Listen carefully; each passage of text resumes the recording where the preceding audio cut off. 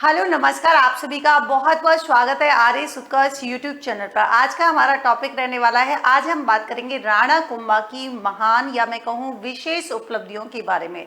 महाराणा कुंभा के साहित्य से लेकर मंदिर की बात करें, मतलब आर्किटेक्चर की बात करें, या मैं कहूँ कि स्थापत्य कला में क्या क्या योगदान रहा, वहां से एक क्वेश्चन जो है अवश्य एग्जाम में पूछा जाता है। तो आइए स्टार्ट करते हैं। सबसे पहले आपको बात करनी है कि देखिए महाराणा कुंभा जो है ना, इनके इंट्रोडक्शन की बात करें तो मैं आपको बता दूं कि ये जो है रानी सौभाग्यवती और राजा जो है कौन से मोगल के क्या हुआ करते थे, पुत्र हुआ करते थे। अब ये तो आपसे कोई क्वेश्चन पूछेगा नहीं, लेकिन आपको ध्यान क्या रखना है कि ये जो मेवाड़ के शासक बने थे 1433 ईस्वी में मेवाड़ के शासक बने थे, और इनका संरक्षक जो है या मैं कहूँ गार्जियन कौन है, तो हम कहेंगे रणमल जो है इनका क्या हो जाएगा, गार्जियन हो जाएगा। और कुंभा वो ऐसा व्यक्ति है जिसने क्या किया था, मेवाड़ से राठौड़ों का जो है प्रभाव समाप्त किया, और साथ ही कुंभलगढ़ और चित्तौड़गढ़ को अपनी शक्ति का जो है प्रमुख केंद्र बनाया था, या मैं कहूँ यहाँ पर जो है इसको अपनी शक्ति का पावर जो है सेंटर यहाँ पर बनाया। मैम कुंभा की उपाधियों का उल्लेख जो है वो किसमें मिलता है, कीर्ति स्तंभ जो है प्रशस्ति में मिलता है। अब हम बात करें इनकी डेजिग्नेशन, या मैं कहूँ कि इनको कौन कौन से टाइटल या कौन कौन सी उपाधियां दी गई थी, तो देखिए अभिनव भट्टाचार्य की बात करेंगे तो इनको चूंकि संगीत का ज्ञान था जिसके कारण इनको मिली थी अभिनव भट्टाचार्य की। दूसरा है परम भागवत तथा आदिबरा। अब ये क्यों दी गई थी, तो ये जो है विष्णु भगवान के जो है बहुत वो कहते हैं ना कि भक्त हुआ करते थे, इस वजह से इनको ये उपाधि दी गई। एक उपाधि दी जाती है हिंदू सरताड़।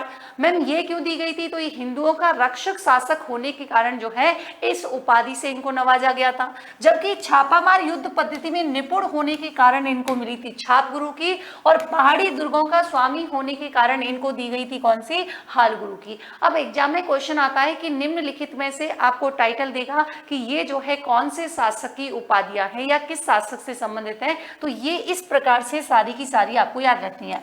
राणो रासो की बात करेंगे तो चूंकि इसने बहुत सारे साहित्यकारों को आश्रय दिया था, इसी वजह से इसे राणो रासो की दी गई थी। नृत्य शास्त्र का जो है ज्ञाता हुआ करता था, इस वजह से हम इसको नाटक राजकर्ता के नाम से भी जानते हैं।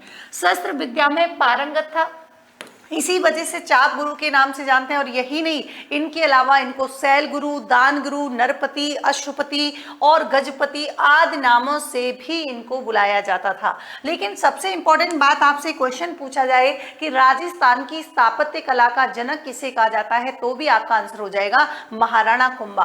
कुंभा के प्रमुख निर्माण कार्य की बात करें तो ऐसा माना जाता है कि एक यहाँ पर साहित्य हुआ करता था वीर विनोद। अब आपको ये भी पता होना चाहिए कि वीर विनोद जो है किसने लिखा है, तो श्यामल दास के द्वारा जो है वीर विनोद लिखा गया था।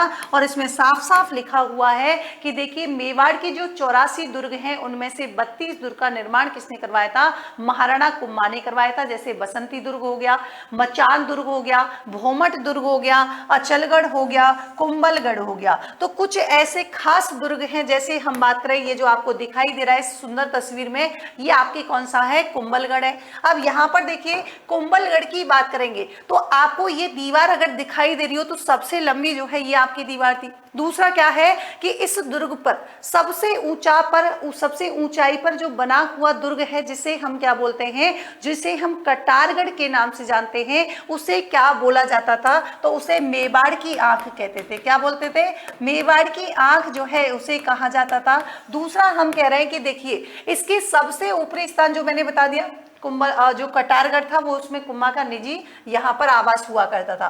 और राजसमंद में हाथी की नाल दर्रे पर क्या था, कुंभलगढ़ अभ्यारण्य में यहाँ पर कुंभलगढ़ दुर्ग अवस्थित है। और कुंभलगढ़ दुर्ग को ही क्या कहा जाता है, तो हम कहेंगे मेवाड़ मारवाड़ का सीमा प्रहरी भी कहा जाता है। यही नहीं, इसकी प्राचीर का मतलब होता है दीवार, तो इसकी दीवार जो है वो 361 किलोमीटर है, जो कि सभी दुर्गों में क्या है, सबसे लंबी है। ये आपको दिखाई दे रही है, यहाँ से ये जो है इसकी दीवार इतनी लंबी है। और इसी वजह से देखिए यहाँ पर इसे और किस नाम से जाना जाता है इस दुर्ग को, तो इसे भारत की मीनार के नाम से भी कहते हैं। यही नहीं, यहाँ पर हम बात करें इसको जो है कुंभा को क्या बताया गया है, धर्म और पवित्रता का अवतार बताया गया है। और कर्नल जेम्स टॉड ने तो इसकी संज्ञा जो है या मैं कहूँ इसकी तुलना जो है वो एट्रुस्कन दुर्ग से भी यहाँ पर की है, ये भी आपको ध्यान रखना है। आगे देखिए हमने कहा था कि देखिए अबुल फजल के अकॉर्डिंग जो है ऐसा एक कहावत है जो स्टेटमेंट आपके एग्जाम में पूछा जाता है कि ये दुर्ग जो है इतनी बुलंदियों पर बना हुआ है कि अगर नीचे से ऊपर कोई व्यक्ति दिखता है तो उसकी पगड़ी जो है गिर जाती है। ये स्टेटमेंट आपसे पूछा जाता है कि किस दुर्ग के बारे में है। तो और सबसे इंपॉर्टेंट क्या है, इस दुर्ग में जो है 5 यहाँ पर द्वार हैं। कौन सा है, अब आपको नॉर्मली पता होना चाहिए। औरत पोल है, हल्ला पोल, हनुमान पोल, एक विजय पोल और तीसरा कौन सा है, राम पोल, मतलब टोटल 5 है। तो यहाँ पर प्रमुख मंदिर की बात करेंगे तो देखिए इन्होंने बनवाया था कुंभ स्वामी जी का मंदिर, और कुंभ स्वामी जी का मंदिर जो है वो हमारे विष्णु भगवान जी को समर्पित है, ये भी आपको ध्यान रखना है। और अचलगढ़ तीनों दुर्गों में क्या है, ये स्थापित है। कौन कौन से, तो मैं आपको बता दूं, चित्तौड़गढ़, कुंभलगढ़ और अचलगढ़ तीनों दुर्गों में ही बना हुआ है कौन, कुंभ स्वामी का मंदिर। मैम इसके अलावा इन्होंने कुशाल माता का मंदिर बदनौर में बनवाया था महाराणा कुंभा ने। और इंपॉर्टेंट क्या है कि रणकपुर जैन मंदिर की बात करेंगे तो ये जो है मथाई नदी के किनारे 1439 में इनके द्वारा बनवाया गया था। मैम एक जैन व्यापारी हुआ करते थे धरणक शाह, उनके द्वारा जो है इस मंदिर का निर्माण किया गया था, इसलिए यहाँ पर रणक है और यहाँ पर जो है धरणक शाह है, तो कनेक्ट करके याद कर लेना। यहाँ पर जो मुख्य मंदिर बना हुआ है उसका नाम है चौमुखा मंदिर। नेक्स्ट देखिए, और प्रमुख जानकारी की बात करें तो इसी मंदिर को कहा जाता है स्तंभों का अजायबर। इसमें टोटल 1444 क्या है, स्तंभ है। और आपसे पूछा जाए कि ये मंदिर जो है किसको समर्पित है, तो भगवान आदिनाथ को समर्पित है।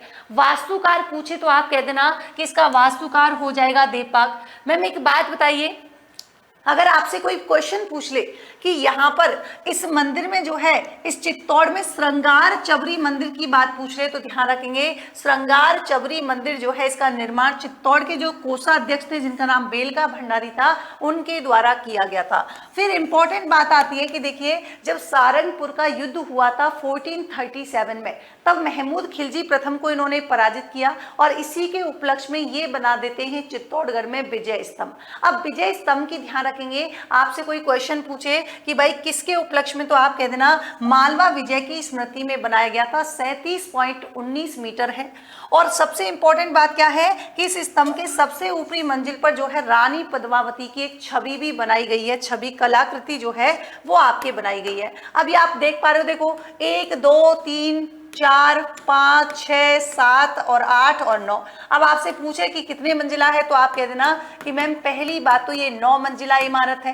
मैम फीट कितना है तो आप कह देना 122 फीट है। चौड़ाई पूछे तो कितना है, चौड़ाई हो जाएगी 30 फीट हो जाएगी। इसे ही भारतीय मूर्ति कला का विश्वकोश भी कहा जाता है। यही नहीं, इसे विष्णु ध्वज भी बोलते हैं, इसे गरुड़ ध्वज भी बोलते हैं और इसी को मूर्तियों का अजायब घर भी बोलते हैं। सबसे खास बात क्या है कि ये विजय स्तंभ की जो तीसरी मंजिल है, 1 2 3, ये तीसरी मंजिल जो है यहाँ पर अरबी भाषा में क्या लिखा हुआ है, तो आप कहेंगे अरबी भाषा में अल्लाह शब्द लिखा हुआ है, वो भी कितनी बार, 9वीं बार लिखा हुआ है। ये आपको ध्यान रखना है।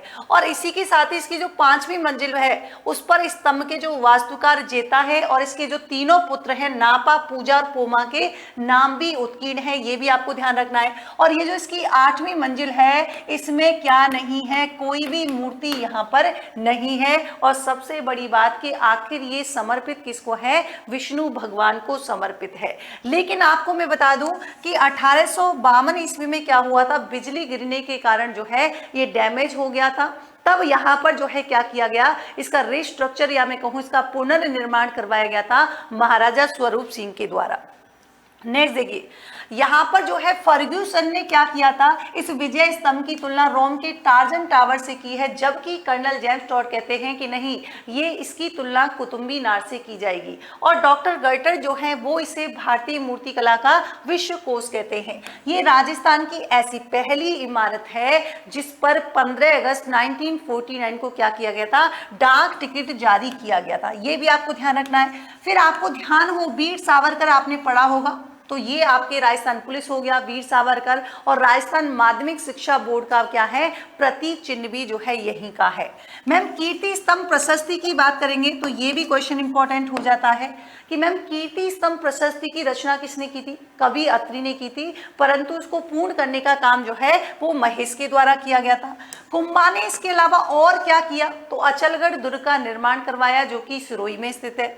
लेकिन आपसे पूछे कि मैम एक बात बताइए, और कुछ है क्या जहां से कुंभा के बारे में क्वेश्चन आता है? वेरी वेरी इंपॉर्टेंट, आबल बाबल की संधि 1453 ईस्वी में हुई थी, और मेवाड़ की तरफ से हमारे कौन है? महाराणा कुंभा, और मारवाड़ की साइड से जो है यहाँ पर राव जोधा होती है, और मध्यस्थता कौन करवाता है? मध्यस्थता यहाँ पर जो है हंसाबाई करवाती है। आखिर इसका रिजल्ट क्या निकलता है? तो देखिए रिजल्ट निकलता है, एक तो मेवाड़ और मारवाड़ की जो सीमा जो है उसका निर्धारण कर दिया गया, और दोनों की जो सीमा बिंदु जो है वो किसको चुना गया? ये आपकी सोजत पाली को रखा गया कि ये हिस्सा वाला जो है मेवाड़ है, इधर वाला मारवाड़ है।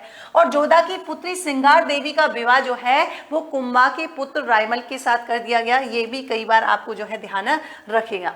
एक इंपॉर्टेंट, वेरी वेरी इंपॉर्टेंट, ये भी क्वेश्चन कई बार एग्जाम में पूछा गया है, चंपानेर की संधि। पहली बात तो कब की गई उतना ही इंपॉर्टेंट है, 1456 ईस्वी में। गुजरात की तरफ से कुतुबुद्दीन शाह थे और मालवा की तरफ से महमूद खिलजी, और आखिर इन दोनों की लड़ाई जो है तो हम कह रहे हैं मेवाड़ के राणा कुंभा के विरुद्ध जो है इन दोनों ने मिलकर की थी, और यहीं पर होती है चंपानेर की संधि। मैम जैन कीर्ति स्तंभ की बात करेंगे तो 12वीं शताब्दी में इसका निर्माण जो है वो जैन व्यापारी हुआ करते थे, जिनका जीजा साहब बगेरवाल के द्वारा किया गया था। इसे आदिनाथ स्तंभ भी कहा जाता है। जो क्यों कहा जाता है? क्योंकि ये भगवान आदिनाथ को समर्पित है, और सबसे इंपॉर्टेंट बात कि चित्तौड़गढ़ के किले में ये जो है 7 मंजिला इमारत है। तो आपको कंफ्यूज नहीं होना है, विजय स्तंभ अलग है और यहाँ पर जैन कीर्ति स्तंभ जो है अलग है। वो भगवान विष्णु को समर्पित है, और ये जबकि जो है आदिनाथ को समर्पित है। और महाराणा कुंभा ने क्या किया था? जैन पर से जो तीर्थ यात्रा कर लिया जाता था उसको भी समाप्त कर दिया था। नेक्स्ट देखिए, नेक्स्ट यहाँ पर अपन बात करेंगे कुंभा के दरबारी बुद्धियार, जैसे मंडन हो गया, नाथा, गोविंद, मोहाजी। अब क्या क्या किए थे आपको उत्कर्ष टेलीग्राम पे जो है पीडीएफ मिल जाएगी, वहां भी देख सकते हैं। इनके अलावा अन्य विद्वान भी थे, जैसे आपके टिल्लावट हो गया, जयसागर हो गया, भुवन कीर्ति हो गया, तो ये सारे जो हैं वो प्राप्त थे। कुंभा की पुत्री हुआ करती थी रमाबाई, और इनको भी बागीश्वरी की क्या दी गई थी? यहाँ पर उपाधि प्राप्त की गई थी। और आपसे पूछे कि कुंभा के गुरु कौन थे, तो हीरानंद मुनि जो है इनके क्या हुआ करते थे? यहाँ पर जो है इनके गुरु हुआ करते थे। और सारंग व्यास पूछ लिया जाए तो से सारंग और से हो जाएगा संगीत गुरु कौन थे? सारंग व्यास हुआ करते थे। आगे अगर प्रमुख रचनाओं की बात करेंगे तो देखिए यहाँ पर कामराज रतिसार जो है वो 7 भागों में है, जैसे संगीत क्रम दीपिका हो गई, सूड प्रबंध हो गई, संगीत राज जो कि 5 भागों में विभक्त है, संगीत मीमांसा, संगीत सुधा हो गई। तो ये सारी की सारी जो है कुंभा की रचनाएं हुआ करती थी। और संगीत राज के 5 भाग कौन कौन से हैं? एग्जाम में क्वेश्चन पूछा गया है कि कौन सा भाग नहीं है। तो पाठ है रतन कोश, फिर गीत, देखो पहले तो पाठ करेंगे, फिर गीत गाएंगे, फिर गीत पे क्या करेंगे? नाचेंगे। और नाचेंगे कब भैया? जब हम जो है कुछ बजाएंगे, और बजाने के बाद जो है बड़ा ही रस का आनंद लेंगे। तो ये 5 भाग हैं यहाँ पर।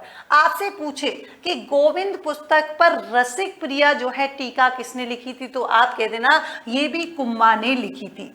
अब इंपॉर्टेंट क्या है, अगर आपसे पूछे कि संगीत रत्नाकार तथा चंडी शतक पर जो है वो टीका, तो भी कुंभा ने, है ना। और संगीत रत्नाकर थी किसकी? सारंगधर की। जबकि चंडी शतक किसकी थी? बाणभट्ट की थी। ये भी आपको ध्यान रखना है। यही नहीं, कुंभा ने जो है अपने विशेष उपलब्धि में एक और चीज क्या की थी? एक ग्रंथ की रचना की थी, एक लिंग महात्म्य, जो कि एग्जाम में कई बार पूछा जाता है ना। और इस ग्रंथ का जो प्रथम भाग है उसकी रचना कुंभा ने स्वयं की थी, जिसका नाम क्या है? राजवर्णन है। इन्हें कन्नड़ तथा मराठी भाषा का भी ज्ञान था, और मेवाड़ी भाषा में इन्होंने 4 नाटकों की रचना की थी। किसने? कुंभा ने। ये भी कई बार आपसे पूछ लिया जाता है।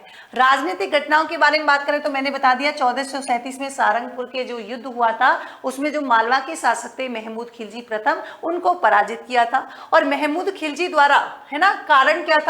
क्योंकि मोगल के हथियारों को जो है इन्होंने महमूद खिलजी ने क्या दे दी थी? शरण दे दी थी। लेकिन बाद में 1453 ईस्वी में क्या हो जाता है? यहाँ पर जोधा और कुंभा के बीच जो है आमल बामल की संधि हो जाती है, जिसमें सोजत को जो है मध्य सीमा मान लिया जाता है, मेवाड़ और मारवाड़ को जो है अलग। और हंसाबाई यहाँ पर कौन थी? मीडिएटर के रूप में काम कर रही थी।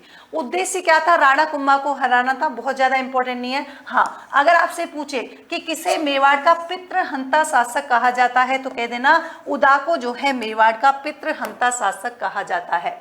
और उदा के भाई रायमल के मध्य कौन सा युद्ध हुआ था? दाड़िमपुर का युद्ध हुआ था, जिसमें उदा पराजित हो गया था। और हमारे जो युद्ध के बाद उदा जो है वो मालवा की ओर चला जाता है, वहीं पर उसकी मृत्यु हो जाती है। और उदा के बाद यहाँ पर अगला राजा बनता है कौन सा? रायमल, जो कि मेवाड़ का शासक बना। ये थी आज की हमारी राणा कुंभा से संबंधित कहानी, जहां से एग्जाम में क्वेश्चन आता है। थोड़ी सी जानकारी और है, अद्भुत प्रश्नोत्तरी एपिसोड 7 आप अद्भुत प्रश्नोत्तरी के साथ जुड़ना चाहते हैं तो 7 मई, 14 मई, 21 मई आप आर्यस उत्कर्ष ऐप में जाएंगे। वहां पर आपको जो है एक टेस्ट दिखाई देगा अद्भुत प्रश्नोत्तरी के नाम से, जिसके साथ से आप ये जुड़ सकते हैं। आपको खेलने के साथ साथ जो है आपको पैसे जीतने का भी मौका मिलेगा। ये सारे सेशन होंगे, आप लोग यहाँ पर देख सकते हैं। हमारे फेज 5 के इंटरव्यू शुरू हो चुके हैं, जो ललित के पवार सर के मार्गदर्शन में किए जाएंगे। कोई भाई बहन अगर आपका है सगा संबंधी, उनको आप बोल सकते हैं। और आरएस मेंस 2024 निर्मल टारगेट बैच, निर्मल टेस्ट सीरीज 22 टेस्ट होने वाले हैं, तो ये भी आप देख सकते हैं। और एक हमारा जयपुर में ऑलरेडी शुरू हो चुका है और जोधपुर में अभी हाल ही में शुरू हुआ है। इसमें आपकी स्टैंडर्ड फीस 32,000 रुपये है और प्राइम फीस हो जाएगी 37,000 रुपये। तो ये थी आज का हमारा इंपॉर्टेंट टॉपिक। आप भी मुझे सजेस्ट कर सकते हैं कौन सा टॉपिक में नेक्स्ट टाइम। हालांकि मेरी कोशिश यही रहती है कि आपके एग्जाम की दृष्टिकोण से जो है सेलेक्टेड टॉपिक मैं आपको कराऊं। तब तक के लिए thank you so much, take care, good night, bye bye.